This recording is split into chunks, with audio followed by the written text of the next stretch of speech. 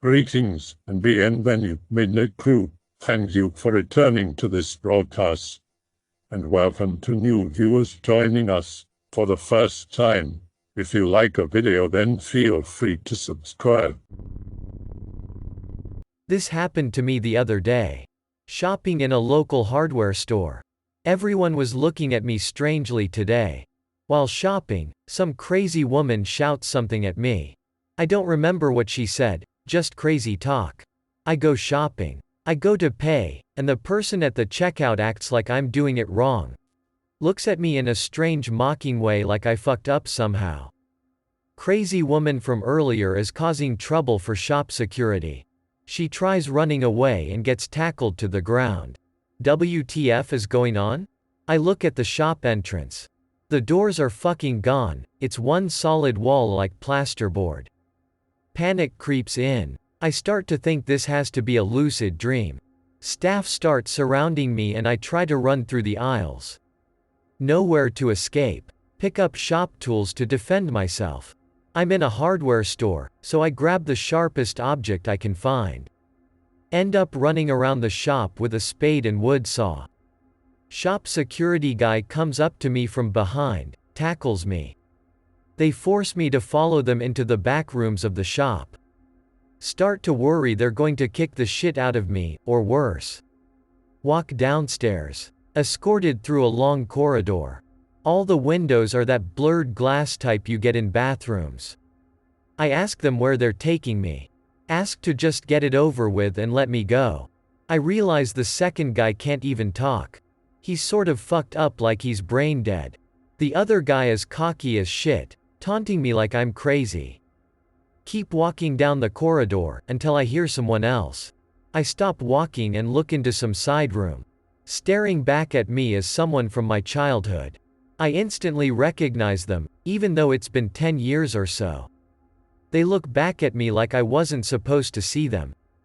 Like they know something is terribly wrong for me to be here. We lock eyes for a split second, but it feels like forever. Cocky guy escorting me is getting impatient and angry. Hits me and keeps me moving forward. Get to the end of the corridor. Door opens up to some delivery bay area with metal shutter doors. There is a car parked waiting for me surrounded by dudes in suits. One of them comes up to me and hits me with the butt of his gun.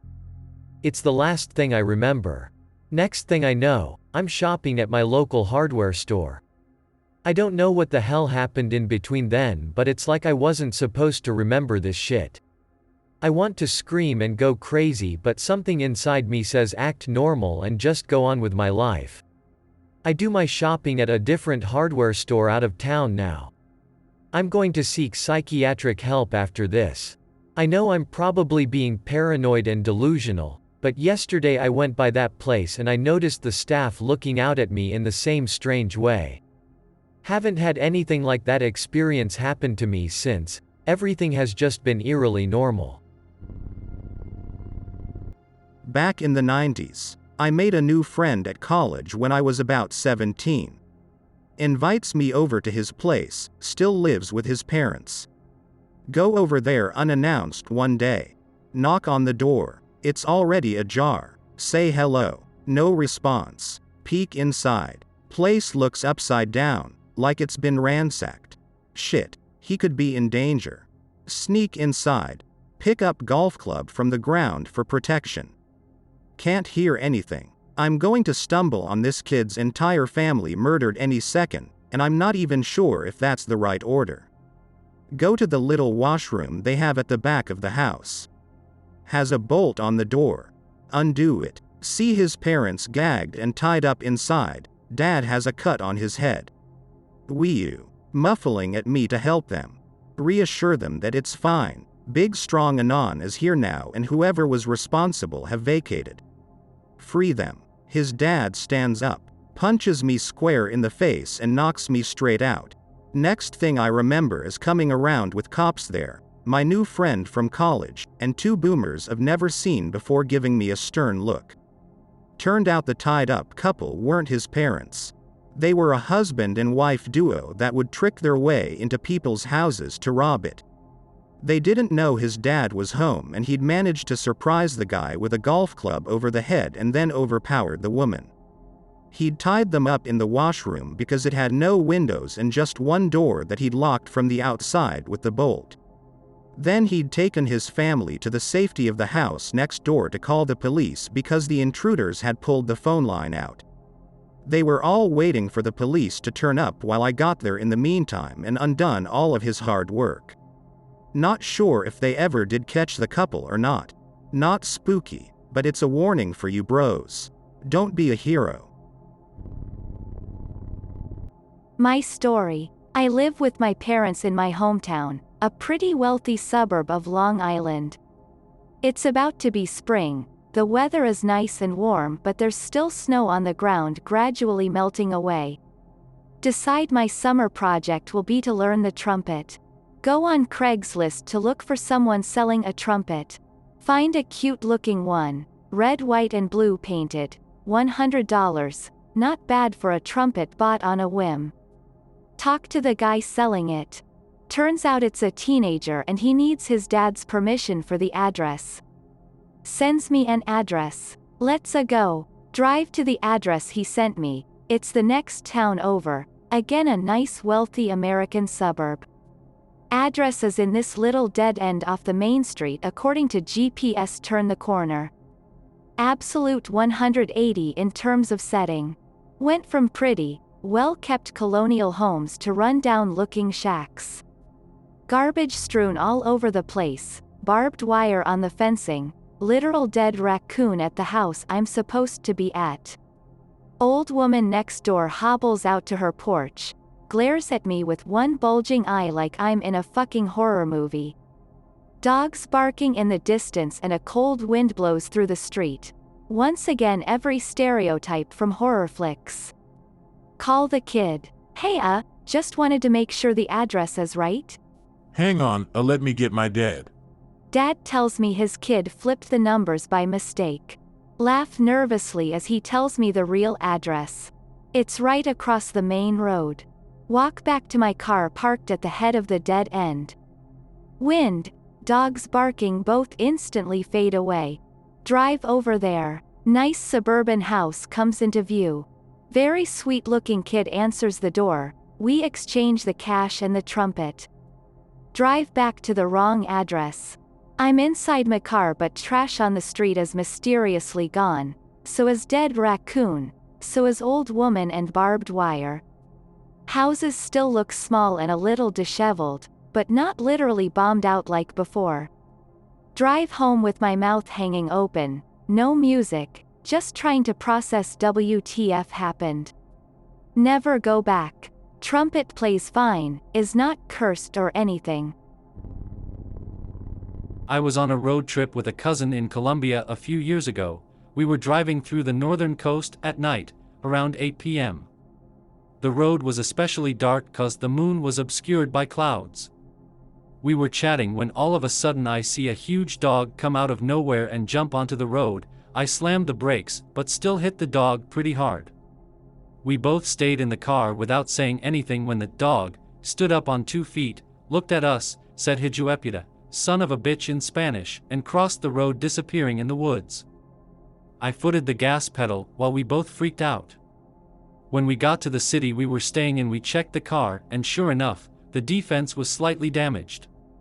To this day my cousin says we hit a witch that had transformed into a dog. We've talked about it to some family members who are Colombian and they all agree with him. Weird shit.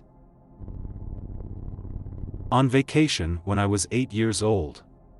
Traveling on a bus with my parents to the nearest city for around 5 hours. As always my parents decide to travel at night because it's comfier. Being the kid I was, window seat was always mine, and mom was by my side. It's 2 a.m. so everyone is sleeping. Moonlight is really intense this night. I see something in the middle of nowhere. It's going through meadow, like the Windows XP tier meadow, but with other plants and more grass. I watch this cow silhouette standing parallel to the bus, at the far top of the meadow. This fucking cow stands up in 2 legs, and just stays there. WTF I saw. Looked like a minotaur, but it didn't have horns and it looked more like a buffalo. Wake up my mom and tell her what I saw. Yeah, sure, sweetie, it was probably Nahual's. Tell my dad and aunt. Sure, kiddo. Forget it. Riding back from a friend's place in West Virginia, taking Highway 250 over a mountain through Washington Jefferson National Forest. I, being a dumb kid, think it's a good idea to ride a motorcycle at night over a fucking mountain. 2-lane highway and lots of turns. Slowly making my way up when I see the taillight ahead. Another motorcycle ahead of me passed him. Stick my right hand out as I pass in greeting. No demon biker or anything, just a dude on a Harley wearing a brain bucket. Couldn't really see much else other than he had a black jacket and a pretty impressive ZZ Top beard going for him. Also had a Pennsylvania plate. It's really strange to see another biker out at night here, but whatever stranger things have happened. Crest Mountain coming down the slope, see a taillight in front of me.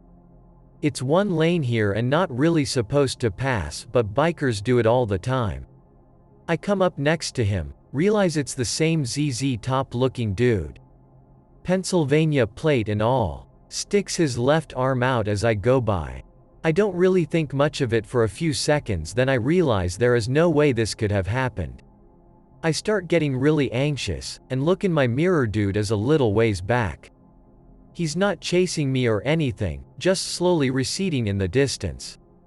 Consider hanging back to make sure it was the same guy, but decide to hightail it out of there instead.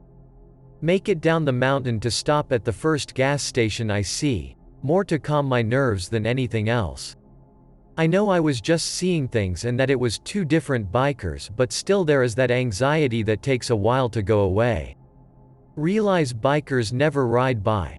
Sure, there were a few turns down backcountry farm roads, but the likelihood of that happening at that time of night is slim to none. Make it home and never saw the 2 bikers or whatever that was again. Not very scary, but I still think about it whenever I'm riding through there.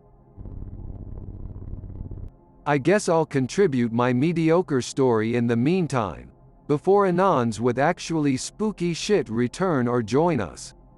I work at a funeral home. Most of the time nothing too spooky happens. Just run-of-the-mill body removals from homes or hospitals. Every once in a while though, something out of the ordinary happens.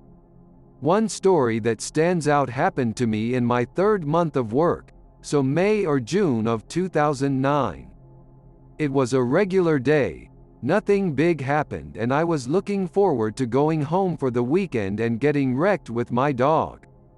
We got a call for a pickup from a hospital that's about a 5 to 10 minutes drive from the funeral home.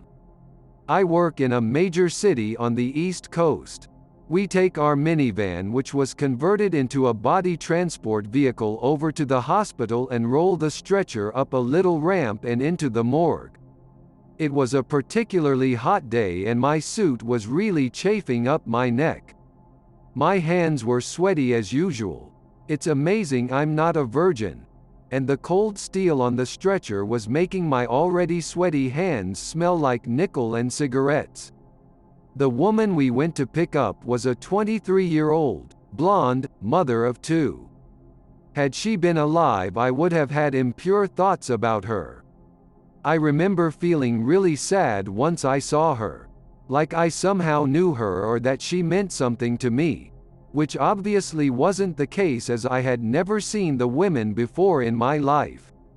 He didn't say it, but I could tell my coworker felt the same, which kinda put me off. He was a homicide detective for 25 years and had been in the business for another 15.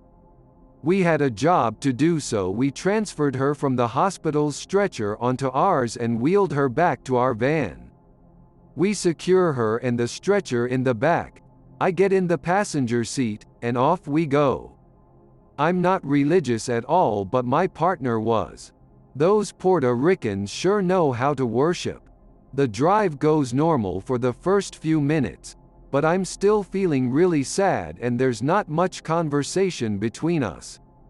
That's when I heard it, singing, but not any kind of voice. It was the most beautiful voice I had ever heard.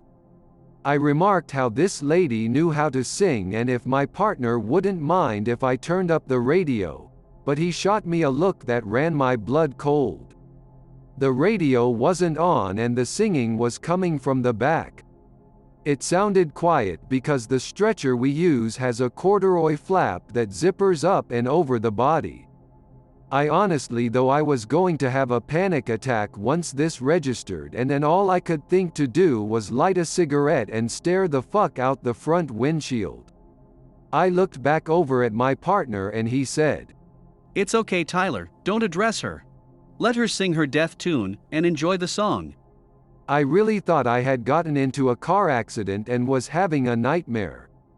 The song continued for another few minutes. I later found out she was singing in Gaelic. We pull up to the funeral home parking lot a few minutes after she stopped. My partner wheeled her out because I wanted no part of her, and I sat on the curb contemplating everything and chain smoking. After a few minutes my partner came back outside and told me that what I just witnessed was real and that it was okay and not to worry. Weirdest pep talk of my life. Nothing like that has happened since, and I still can't explain it to this day, but that was some next level 2 spooky for me shit. I hope that you enjoyed tonight's broadcast. If you enjoyed tonight's story, then please subscribe to the channel as more green texts will appear daily. A new broadcast will appear when the clock strikes midnight Central Time.